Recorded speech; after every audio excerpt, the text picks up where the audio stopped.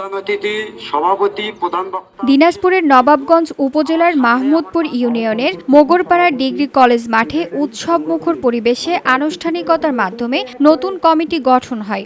গতকাল শনিবার সন্ধ্যা ৭টায় আল মামুন সভাপতি, আরিফ হোসেনকে সাধারণ সম্পাদক ও আব্দুল আজিজকে সাংগঠনিক সম্পাদক করে একটি কমিটি ঘোষণা করা হয়।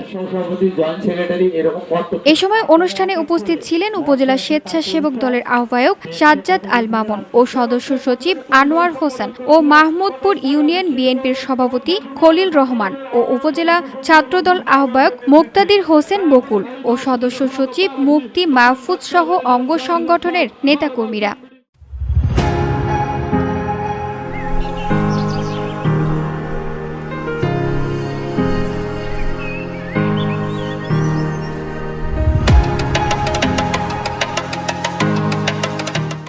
জানা যায়, বিভিন্ন জটিলতা ও কেন্দ্রের নির্দেশনা না থাকায় দীর্ঘ এক যুগ ধরে মাহমুদপুর ইউনিয়ন ছাত্রদলের কমিটির কার্যক্রম বন্ধ ছিল।